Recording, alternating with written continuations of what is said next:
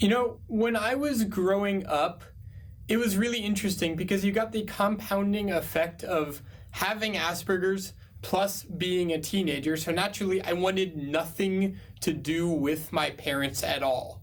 And there was no way that I wanted anything to do with them. And at the same time, I was just sort of in the state of watching Pokemon and playing video games and watching Saturday morning cartoons and always wanting to get up from the dinner table to go play more video games, and that was my life. And then when I went off to college, as one does, I started to learn a little bit about life and started to mature a little bit. And so one Christmas, I come home and I didn't notice anything different, but apparently I had matured. I talked to my mom on the phone, and actually, you know what? Rather than me telling you, I actually had this conversation recorded from like 4 years ago. So let me just play you that recording of that conversation with my mom.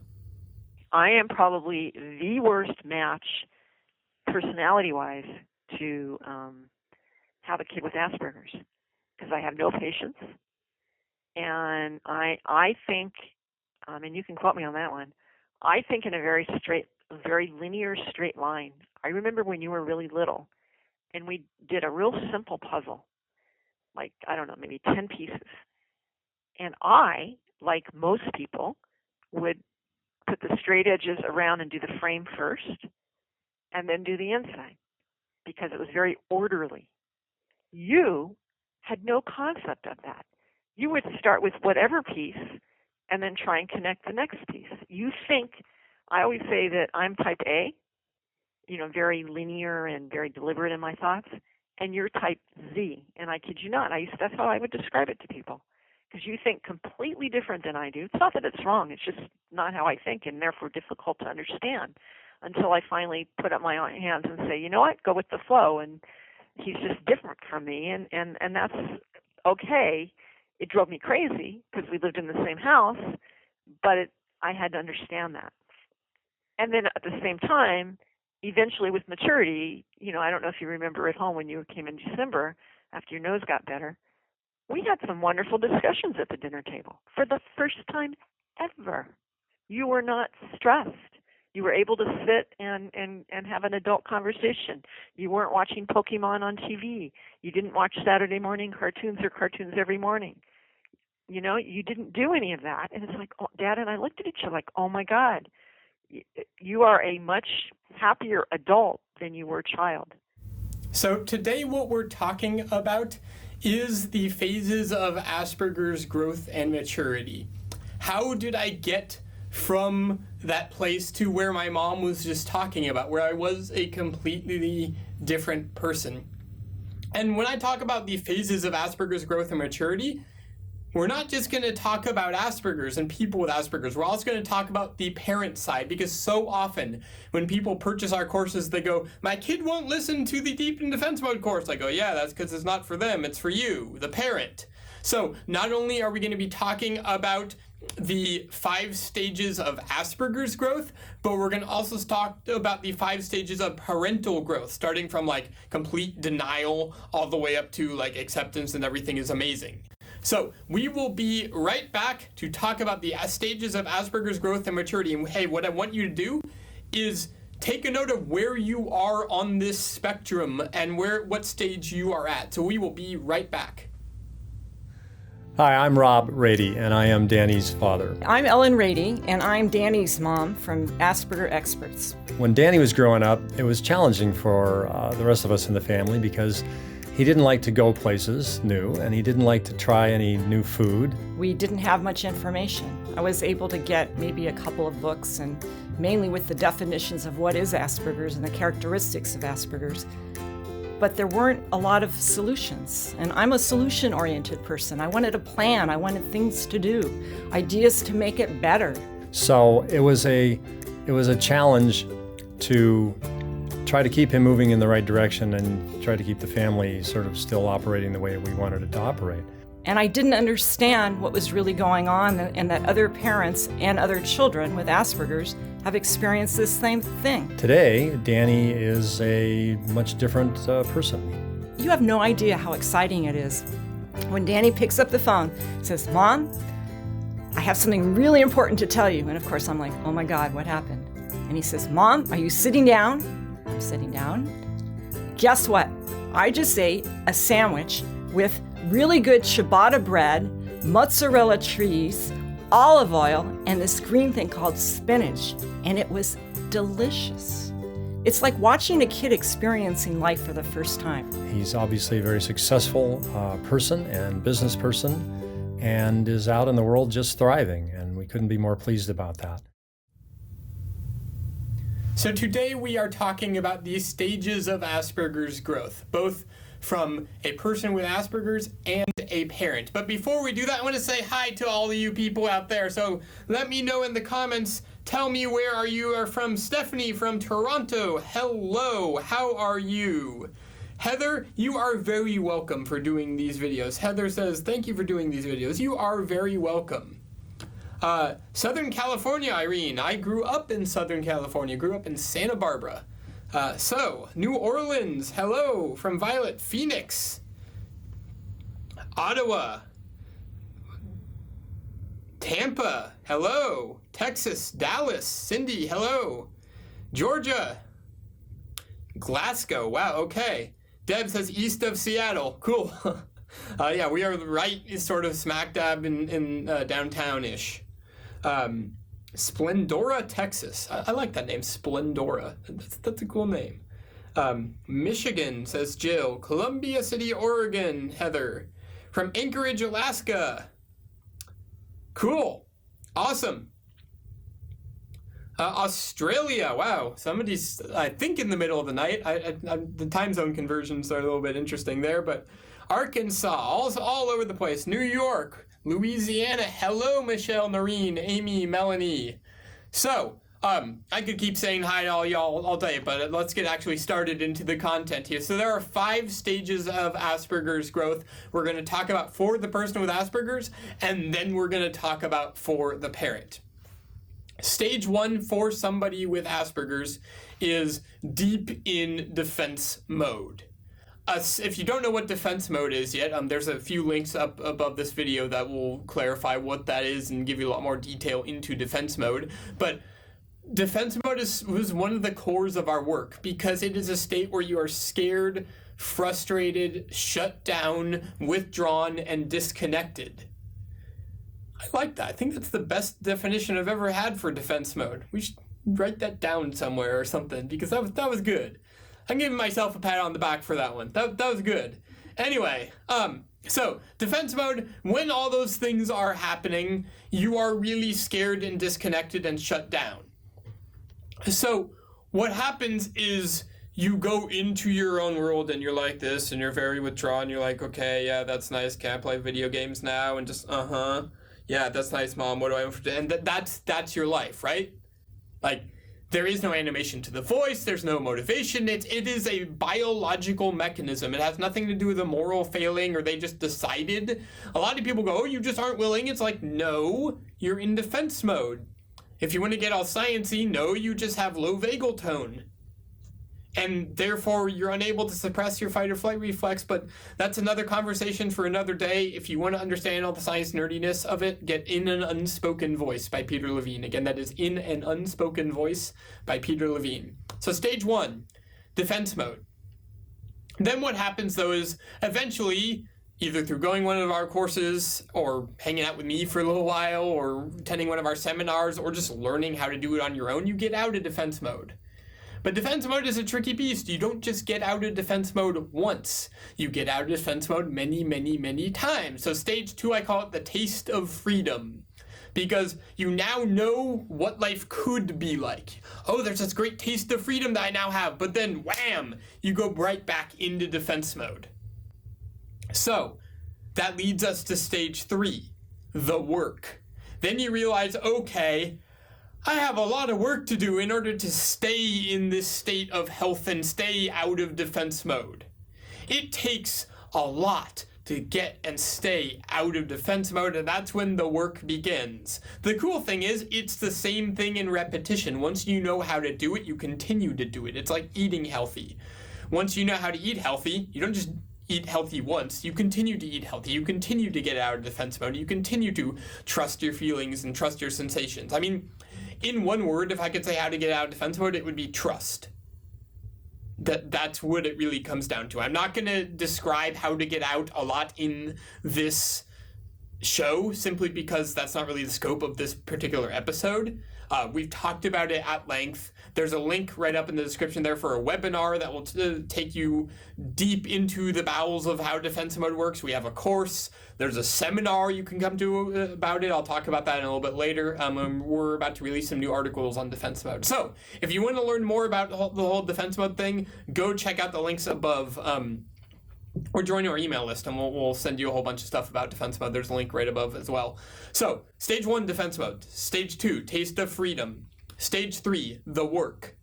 Stage 4, the fit.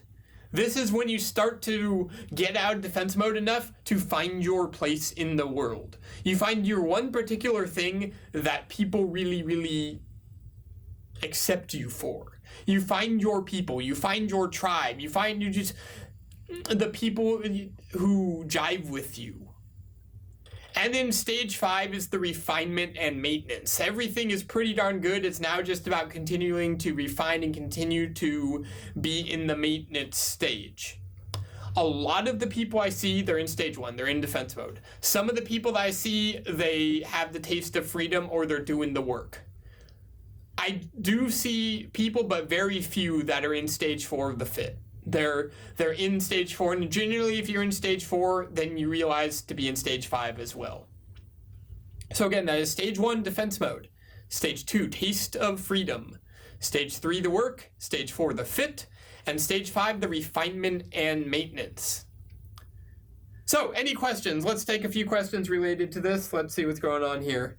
Not sure everyone can find their tribe. I'm 35 and still trying to figure this out. Amy, I think everybody can find their tribe once you go through the stages. Like, you can't skip to stage 4 and then just say, oh, I'm not going to get out of defense, I'm going to find my people. You need to go through each stage, and then you start to find your people.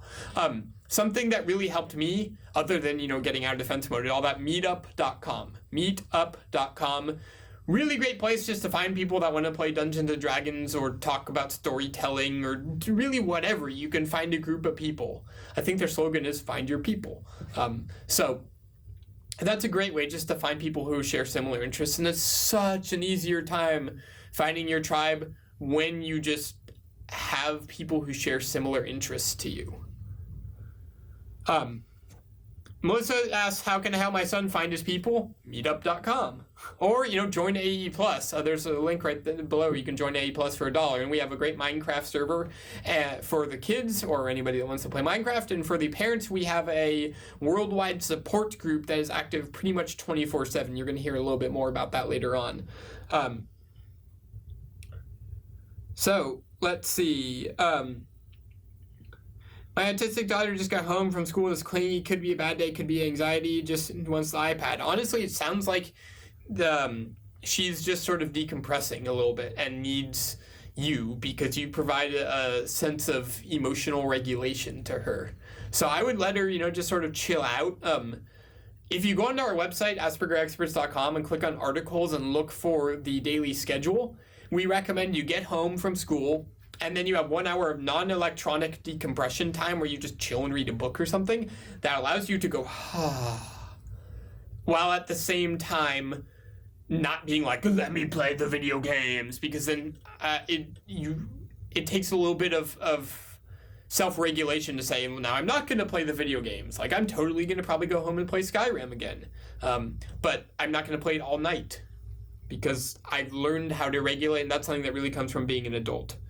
How do you get a child who's constantly in defense mode out of it? Don, really, I wouldn't do this answer justice because it really takes me multiple hours to give you a correct answer to this. So go and join the webinar. There's a link right up above in the description of this video. Or if you're watching on YouTube later, there's a link below in the description on YouTube. But join our Out of Defense Mode webinar, and I'd be happy to take you through that entire process. It doesn't cost anything. So yeah, that's really my answer, because it would take me 2 hours to explain it. So I can do it in an hour. Give me an hour. I'll show you on the webinar. But the short answer, trust. Like the super short answer.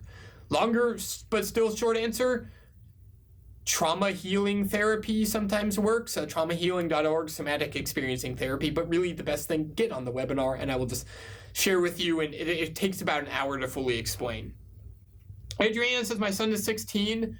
I had one take him out in public school because he kept melting down, and now he doesn't want to open a book and his phobia of failing. Suggestions. Sounds like he's in defense mode. And yeah, really, get him out of defense mode. My 13-year-old is into tuner cards that are define people as age. We go to car meets and car shows. The website you mentioned is age appropriate.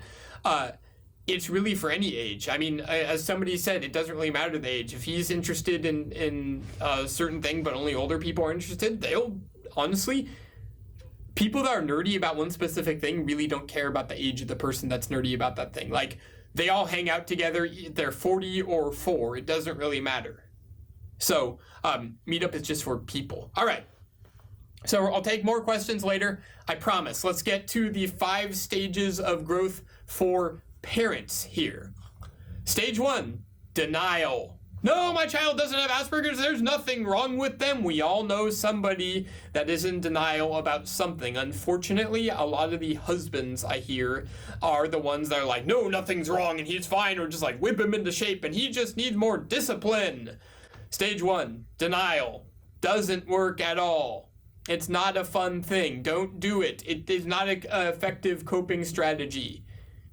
Denying reality doesn't make it any less so. Stage 2, fix my kid. Like 90% of the parents that come to our Deep in Defense Mode live seminar are like, fix my kid. And the seminar is 2 days about how trying to fix your kid is the thing that is causing the problem in the first place. Your kid does not need to be fixed. There's nothing broken. There may be inefficiencies, but trying to fix and control them will just make it worse. I could go on and on and on and on about this. I have gone on and on and on about this. I will continue to go on for 2 days, but again, sort of outside the scope of this hour. Stage 3, realization of, oh, you mean there's an actual system. And stage 3 is when you have that moment of realization. Oh, I get it now. It's not about fix my kid. It's about work with the system. Stage 4. Oh, you mean I need to work on myself? This is the ding aha moment, and I know some of you in the comments are going to support me on this, but this is the aha moment of when I work on myself, I change my child. When I change my behavior and how I feel, I change how they feel. There's a ton of science to show that the way that you feel, your child is like an emotional sponge drawing that from you. If you feel anxious, they're going to feel anxious. If you feel if you feel a ton of gratitude, they're going to feel a ton of gratitude. If you feel calm, they'll feel calm. So you work on how you feel because it's really the only thing you can work on. Try as you might, you cannot control them. They are an individual.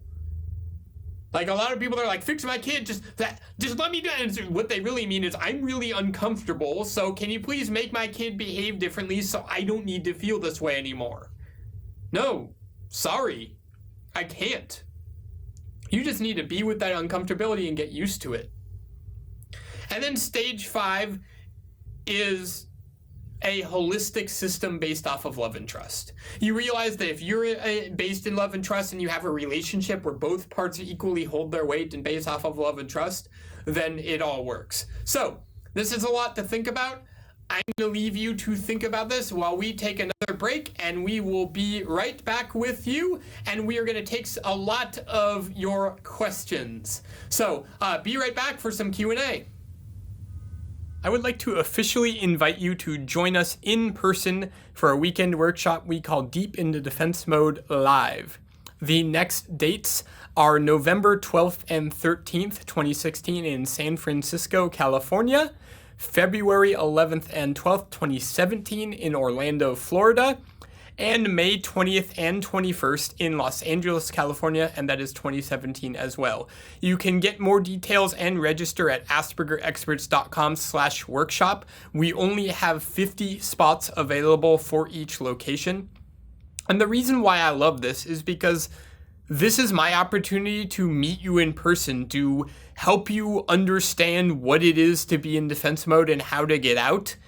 And really, coach some people, help some people, interact with some people, have lunch with some people, dance with some people. But ultimately, at the end of the day, it's about gaining new experiences and new tools. So if you are wondering what it's like to be a part of the DITM Live seminar, watch this. I'm Ty Miller, and I came out here with my son Austin, who has Asperger's.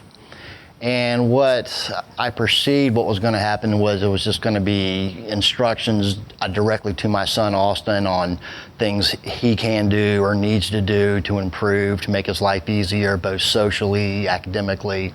But what I learned were the tools that I need to obviously earn more of his trust, but the tools I've learned are going to help him as well as myself. But the most important thing is, he lives with us. He's in of course, his home, our home. But I have learned some great tools that help me, that will in turn help him. And I see exactly how it's going to work. And this was a great seminar. I was pleased with everybody, and I highly suggest this to anyone, obviously with a child with Asperger's, but really it's just a great course for anybody. And that's it. Hello, and welcome back to Asperger Experts. We were just looking at some interesting comments. With me, I have our amazing coach, Lauren, who is on the Q&A calls, who you have seen or probably heard if you've been on the Q&A calls, and she works with our one-on-one clients, and we are here to answer some questions. Gina made a great point over the break and said I was hung up on Fix My Child. That would be stage 2 of the parent side. I have to look at my notes there for a second, but she says, thankfully I got past that and worked on me. Things are so much better for us both. How often do you see in the Q&As and in the coaching that's like, fix my kid? 90% of the time I see it. Yeah, they're scared, parents are scared, they're overwhelmed, and they want us to come in and fix their child for them. And it takes a lot to remind them, and pretty frequently, that they need to self-care and take care of themselves first. And a lot of times, as they calm down, the child will calm down also. Yeah, Don is making the opposite point. Okay, so what do I do with the child who refuses to do the work he needs to do? I've done my work. It really depends on exactly what you're talking about here, because it could be a bunch of different things, but I'm assuming that they're in defense mode. That's when, if you've done the work, then you just start with the basis of love and trust and do deep listening and validation and all that stuff. I need a little bit more information to make a more accurate statement, but that's what I'd say. I would agree. Like if this was a coaching situation, I would ask, what do you mean by work? Yeah. A lot of times the work is learning to calm down and relax, and it realize that there isn't really you don't need to be so emotion and action and pushing. It's silence and stillness and calm. It is. And if you've worked on that and silence and stillness and calm on yourself, you're going to find the child will start to resonate with that. People around you will resonate with that. Yeah. And then the work would be getting the child to learn how to tap into that within themselves. Yeah. And calm as well. Allison is asking, are there physical health problems associated with Asperger's, particularly stomach and reflux? Yes, gut issues in particular are heavily associated with Asperger's because of the vagus nerve. That's not Las Vegas, that's V-A-G-U-S. I thought it was Las Vegas the first time I heard it. It was like, the vagus nerve, ding, ding, ding, ding, ding. It was like, no, the vagus nerve, V-A-G-U-S. It connects from your brainstem to your gut, and it, among other things, regulates fight or flight and regulates gut health. So if you're constantly in defense mode and freaking out, 9 times out of 10, you have a crappy gut situation, sometimes quite literally. They're so easy to make. They're so easy. You don't even need to try. Yeah, and if you have Asperger's or you have a child with Asperger's or a family member, you know that they're in a very high state of stress and anxiety, and that does upset the stomach as well. Even if you don't have Asperger's, anyone out there, if you have an upset stomach or you're really stressed out, you're going to probably have an upset stomach a lot of times. And Meredith, you've commented the same thing like 10 different times, so you can. We heard you. Oh yeah. Louise says medications, yes or no? It depends. Medication for me is really it's like a stepping stool. It's not something that you just want to rely on for the rest of your life, because the whole theory of, well, I have a chemical imbalance in my brain is like, nah, actually, that there's no science to support that, and that's completely a false statement. Medication is great. When, like, let me give you an example. I was having like panic attacks 3 years ago, like massive, crazy, oh my God, crazy panic attacks. I went to a psychiatrist and I got Prozac and I was on it and it helped me relax more. Okay, that's great. That helped me a lot to reduce my panic attacks. But then I was able to do the work necessary to figure out why I was having panic attacks in the first place. And once I did that, I didn't need the Prozac anymore because I'd resolved it. A medication is great. It doesn't ever cure anything. Medication is a mask. Medication is a Band-Aid. A Band-Aid. Yeah. If you use it like that, it's great. If you rely on it as a crutch, then there are better ways to do things. Yeah. So I advocate just as the exact same situation is you have to decide for yourself and your family what's appropriate.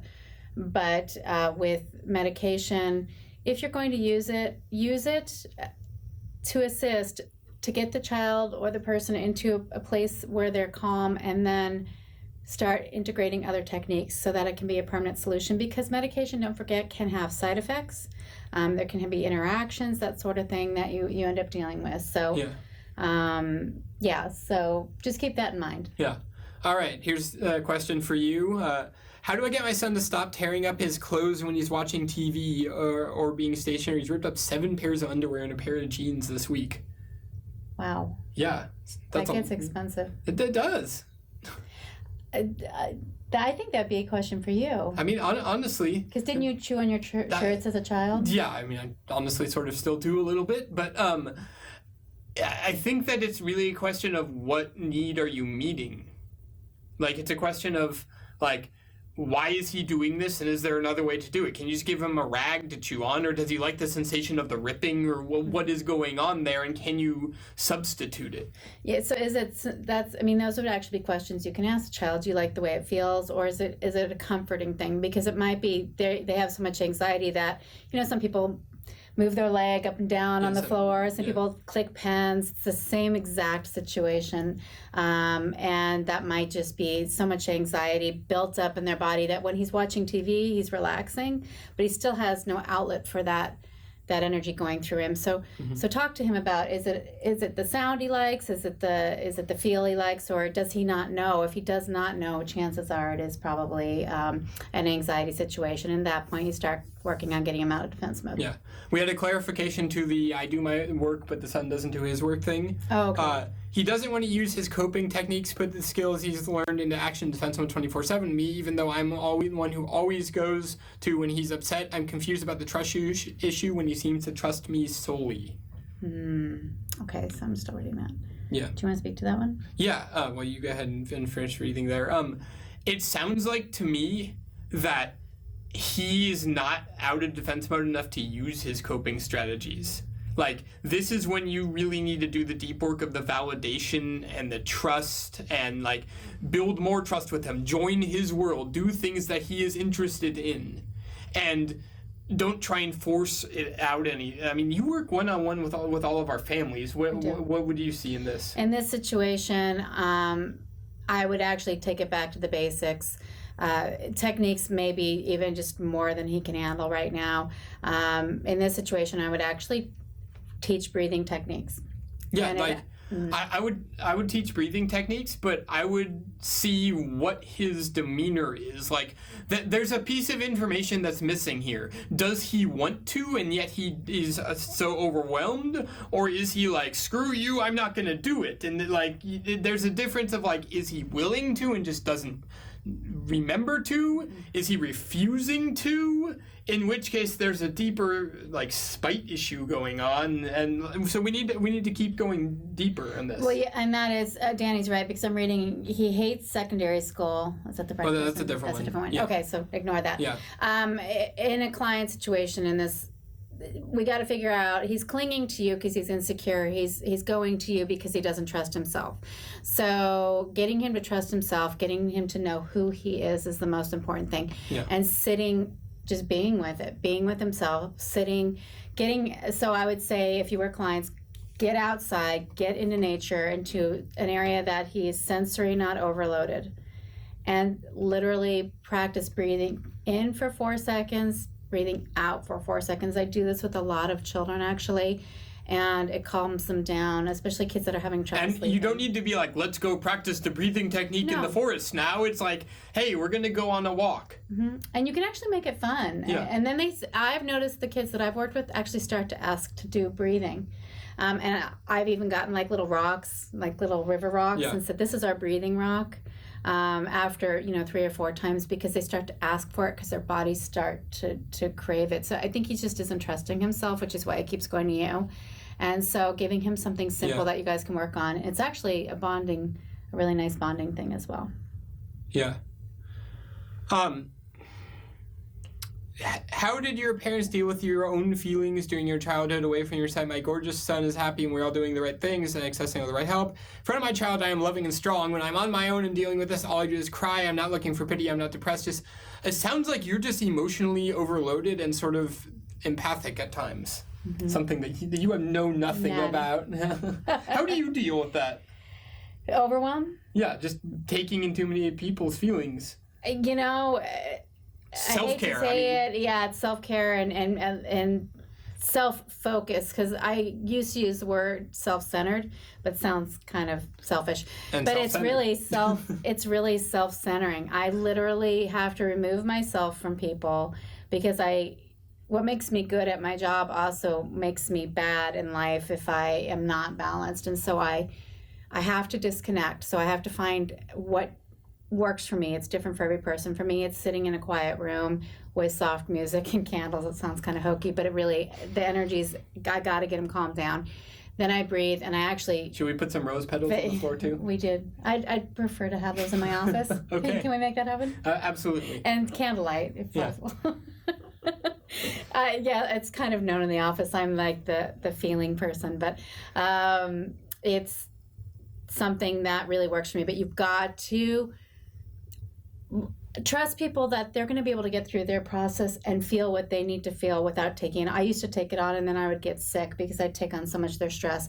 I've had to get to the point where I'm like, I can be there and I can really help a lot better if I trust that person can handle their own stuff. The best way I like to imagine it is like the screen door. Like you're a pass-through entity. Mm-hmm. Nothing sticks to you. You're there just to sort of provide a pass-through entity. So you feel it, and it takes a lot to do this because you feel it and then it goes out the other side. You don't hold on to it at all. You can't, or it will make you ill. Yeah, and so you just allow it be with it, and sometimes that gets exhausting, and that's when self-care, that's when, like, eat healthy and make sure you get enough sleep and make sure you drink enough water. I mean, this water bottle, and, like, make sure you drink enough water, and, look, they say Asperger experts on them as well. Ooh. But... And like those are the things that allow you to be better. Willpower is a finite resource, and the interesting thing is that it's directly tied to glucose. Like if your blood sugar is low, you do not have the power to make as many good decisions. It just doesn't work that way. So then you get exhausted and tired because now you're trying to fight yourself and your emotions, and then game over. You lost. And I want to add to this. This is a big one. Typically, people like us are so worried that other people can feel what we're feeling that a lot of times we don't speak our minds because we don't want to impose on other people what it is that we're feeling. if there's one point I can get across, it's to learn to, if you're not already, set your boundaries and be honest with those around you as to what you're feeling. I'm getting overwhelmed, or I need to take a few minutes for myself, or I don't feel well, or everybody in this office has been phenomenal in my personal life, but I never used to, because I thought they could feel what I'm feeling, and that's not the case. But either way, that's part of self-care, is speaking your mind and do it before it gets to be so extreme that you can't function. So. Yeah. So Rachel's asking, is coaching included in the AE Plus membership? We do Q&As every other week, and there's like 6,000 people on Facebook who would be happy to help you with any situation. One-on-one coaching beyond just call in and ask us questions is not. Not at this point. Yeah, not at this point. We're working on a group coaching thing. We're working on group coaching, so keep your eyes open for them. Like probably May. It's going to be a little bit of an endeavor for us, but it's going to be fun. I simply want to know how to get him to brush his teeth. There's so much loaded into that question, because anytime somebody says, how do I get him to? Get implies manipulation. Manipulation implies control. Control implies you don't trust them to and have the inherent ability to. And we can go down and down and down the chain. The answer is that help him understand why it's important, and then help him gain the emotional capacity to bring it up his priority list, right? Because imagine this. It's not that he doesn't want to brush his teeth. He's not like, I'm against brushing my teeth. It's that he wants to brush his teeth. It's just like number 370th on the list of things he wants to do today, and he's never going to get to it. So imagine you have your entire priority list of here's everything I want to do today, like in my optimal ideal day, right? But then you imagine like you have another sort of delineator, which is like a highlighter that goes from 1 down to a particular amount, and that is based on your emotional capacity. On a good day, you can get from 1 to 20. On a bad day, you can get from 1 to 2. So what you need to do is twofold: make that so that you can get to from 1 to 20, meaning have more emotional capacity, and bring it up from number 370 up to one of the top 20 things. The way you do that is by assigning more importance to it, or him assigning more importance to it, by understanding that the ROI, the return on the investment, the amount of energy spent brushing teeth versus the amount of gain from it is worth doing, and he puts it at a high enough priority list. If it's not on there, it's not a high enough priority, and he doesn't have the emotional capacity. Yeah, I mean, it's got to be up there on the top of the list in a structured format. And a lot of our parents, or most of the parents that I work with, I have them actually do a 1 through 10 list in the morning, 1 through 10 list at night, and those have to be done first, and that toothbrushing is up there. Another thing that you may want to investigate and ask questions on that we recommend quite frequently is there a reason that he's not brushing his teeth? Is it the texture of the toothbrush, or is it too firm? Is it too soft? Is it the taste of the toothpaste? Well, yeah, exactly. Yeah. One client, it was the actual feel of the plastic on the toothbrush the child didn't like, and they went out and found a bamboo handled toothbrush, and the child started brushing their teeth. So finding out if there's actually a sensory reason why they're not doing it, I would say start there, and then speak with them, talk to them about schedule and priorities, and even though that may not be important to them, it's structure, and Asperger's are not going to fight you on structure. So Amy says, I want to be able to speak up when I'm overwhelmed with the caring for my son, but there isn't really anyone that can do anything to help. If you don't have anyone around you, that's why we built AE Plus, for that reason. So you can plug it, go on your phone, go say, here's what's going on. Suddenly there are 30 parents going, I get it, I understand. If you need to call me, here's my phone number, and it's amazing. That's why we built AE Plus, for that reason. If you haven't tried it, try it. Somebody's asking, do you have anything for the children? Depends. A lot of the times, once the parents get their act together, the kids sort of just follow. But Thrive, our course for people with Asperger's that teaches them sort of how to be motivated and how to thrive in life, is for people with Asperger's. So that is the one thing. Okay, we're going to take 2 more questions, and then we're going to take a quick break here. Are lists good, or can they cause distress if they are not completed? They're good if you don't put pressure on them. It's good if there's no pressure to complete it. You can if you want to. If you put pressure, you must complete it, then that you're defeating the purpose. Yeah, I mean, if you're driving at home, it's just going to stress them out more. It's a fine balance. So here's what I recommend is creating that list with the child in a time when they're not in defense mode, in the time when they're not stressed out, and actually sit down and say, these are the things that we need to do in the morning and at night.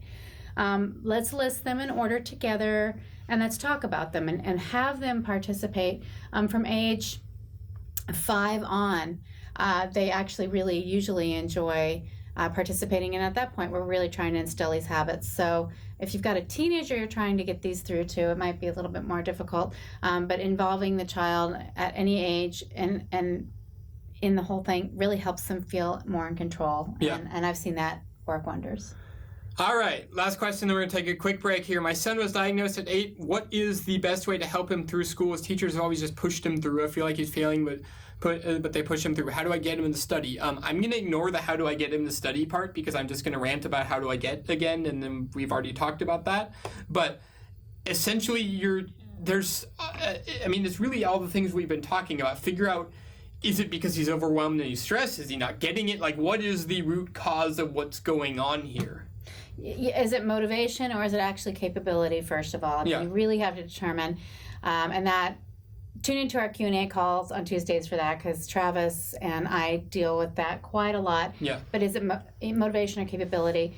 Motivation, they're worked with completely differently, but motivation, you need to find out what's demotivating the child. If it's capability, well, then we need to get him help. But a lot of it, I just did a course on that, you're going to see later in the year, is communication with the teachers and getting them to understand. A lot of these teachers do not understand how to deal with children who are sensory overloaded. Yeah. They want to help, but they don't have the time. They want to push, and that just makes things worse. And so that's meeting with teachers before school starts in the year or when school's not in session, to have them help them understand and make it about the teacher. You want to make their lives easier also. It's working as a team. Yeah, right. They want their lives easier, and they want to know and understand the triggers. What do you do when a child is having problems and the child's triggered? So, like I said, tune into some of our classes, but that's just something to keep in mind there. So we're going to take a quick break. We will be back in just a second answering more of your questions, talking about where we are coming this year and in 2017 all around the country to do various seminars and speaking engagements. And look for that in just a sec. See you in a moment. For a long time now, I've been sitting on the sidelines just trying to stay out of it, and just watched with thorough enjoyment at Danny's responses and the window into his life, and all of your questions and your incredible answers. And lately I've been chiming in, and it's really fun to be able to help parents who ask a question about experience with IEPs or experience with homework. It's extremely rewarding to be able to give back and to help the community. And you know what? I'm still learning to this day from all the other parents who share experiences. And it's actually pretty cool to realize that I'm, to this day, not alone in this world, and how common many of the Asperger characteristics are from individual to individual. I didn't know how difficult it was for those with Asperger's to try different foods. I didn't know that there was sensory overload. I didn't know how common it was for people like Danny to walk into a store like Kmart with fluorescent lights, and how common it was to have a meltdown because of the overwhelm of the lighting. It was a very, very lonely experience raising a kid with Asperger's. And fortunately, today there are many, many more resources available. And that certainly would have helped us raising our son, Danny. You are not alone in raising your child with Asperger's. There are many resources available in this world, and many parents have been through very similar situations. There's no reason you need to be alone in this world when you raise your child with Asperger's. And welcome back. So I am with one of our amazing coaches and sort of the back-end content development staff / coaching amazing person, Lauren here. Thank you. She's the one that runs the Q&A calls that happen every other Tuesday. The next one, it's next week, right? No, that was... Yeah, it's 2 weeks from now. Next one is on October 11th. You can get those Q&A calls by joining AE Plus. Every AE Plus member gets an invite to attend those Q&A calls, and we have 2 years now worth, at least, I think maybe even 3 years now worth of a backlog of those Q&A calls every other week that we've been doing, where you call in and ask your questions and hear from other parents. So you get the giant archive of it, you get the Minecraft server, you get the parent support group, you get the expert interviews. We do a master class every once in a while on a detailed subject, webinars, all sorts of good stuff. You can join AE Plus for $1 at aspergerexperts.com/1. There's a link right below. It'll rotate through as it talks about Twitter and YouTube, and then goes to that. So we're going to take a few more questions here. And, Amy says, thank you, Lauren, for being here, too. Oh, thank you, Amy. It's great to be here. Have you heard of Vayorin? I haven't. I'd imagine that is a drug. You're asking what my thoughts are, but I do want to talk about this for a second, because people ask me all the time, what are your opinions on this drug, or what are your opinions on that drug? Each drug works differently for each individual. Drugs as a whole are band-aids and stepping stones that are great for getting to the next plateau. As far as I'm aware, there is literally 0 drugs in the entire world that cure anything.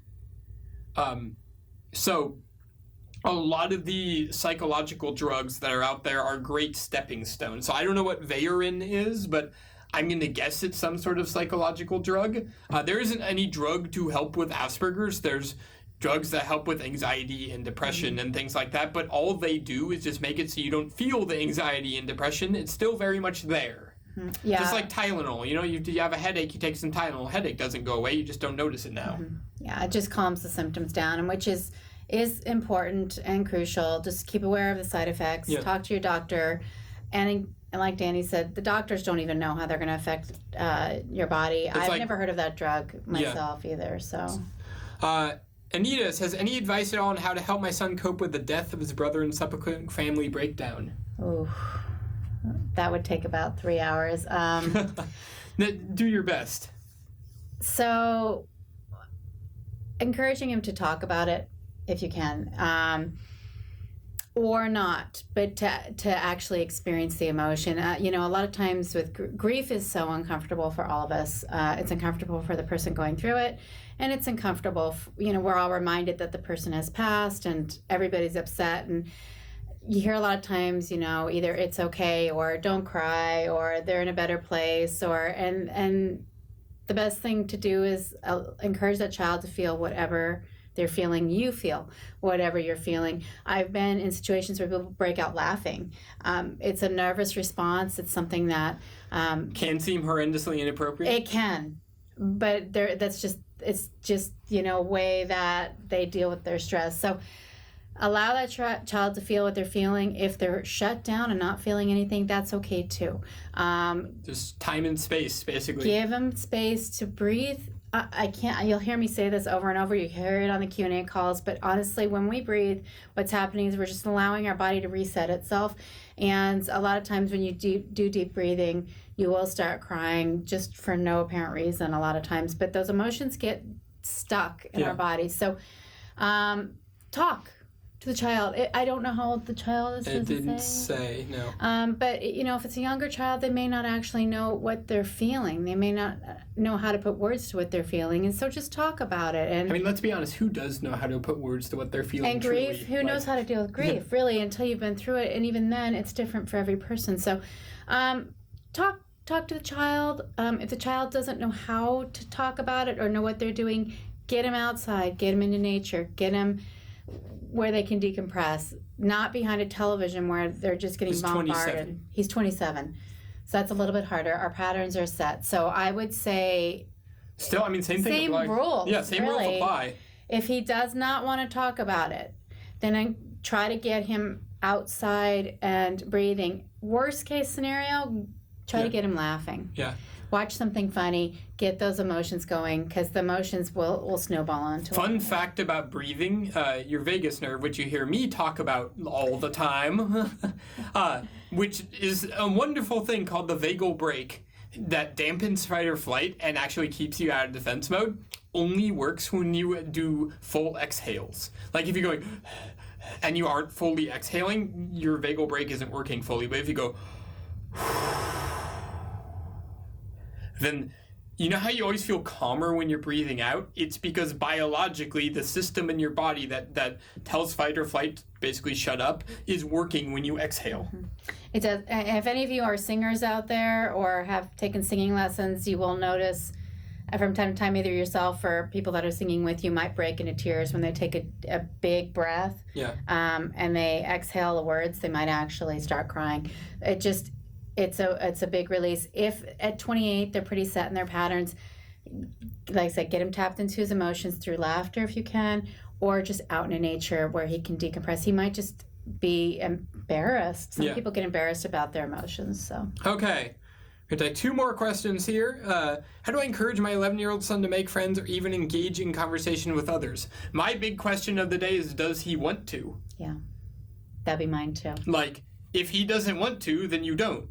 If he does, then you ask him where his blocks are and help him find people. Yeah, and I mean, meetup.com works great. Danny mentioned that earlier for any age group. They have them for kids. Or online groups. I mean, and through the school, whatever. But if he doesn't want to make friends, don't push it. Don't push it. It really, us as parents, a lot of times we want our kids to experience things that we didn't have to, or have better experiences than we had. Yeah, but the thing is, it's like, I want him to make friends because he seems so lonely. Yeah, but is he actually lonely, or does he just seem lonely? Well, you ask him, he's like, no, he's fine. It's like, then leave it. Well, exactly. Don't try and create a problem where there isn't one. But I want him to make friends because I didn't have many friends. Yeah, but that's what you want, not what he wants. He doesn't want friends. So don't make him make friends, because then you're doing something he doesn't want, and then that's just going to shut him down and cause a break of trust. Absolutely. And at that point, if I were working with you, he does want to, but finds it hard. He wants to, but okay, so encourage. So encourage, but also keep it gentle. Yeah. Go slow but steady. Exactly, and help him along the way. Yeah. Find things where he has things in common. Honestly, that's the number one thing. If it's computers, try to find, come on to our Minecraft server. He can make a lot of friends with a lot of kids that have Asperger's already, and they have that in common. Meetup groups. There's a ton of meetup groups around the nation that actually are parent-child meetups, and the kids can go and they always and meetup have is fun just an example. I mean, activities. there's some through probably every single government website has some sort of community center that held things and school events and church events. And he's right. And I mentioned Meetup, but just do a web search a Google search for events autism, or just not even autism, just events in your area. How do I get my 7-year-old outside? He only wants to do video games. He'll be hiking and be complain oftentimes, very angry. He just wants to be home doing video games. Around the extended campus, certain his anger turned into him shutting down. It sounds like he is just overwhelmed when he's outside. Yeah, it might be too open for him. He may feel not in control of his entire environment. Yeah. So the best thing you can do is just get him to be outside, but still in the house, or if you live in an apartment, just right outside the apartment building, in an area where he knows where he can be outside. But really, and this is gonna sound weird, play video games with him. The more you play video games with him, the more that he'll actually begin to open up and trust you more, and then you can actually go and do other activities with him. You can do video games outside, actually. We've got the Pokemon Go. Yeah, be do smart. Pokemon Go, Don't walk out into traffic or off a cliff like we've seen. Yeah. All right, so let's talk for a second about where we will be speaking at in the next few days, weeks, months, years, etc. On October 8th, I will be in Sioux City, Iowa, speaking for one day. I believe it's a 9 to 5-ish thing.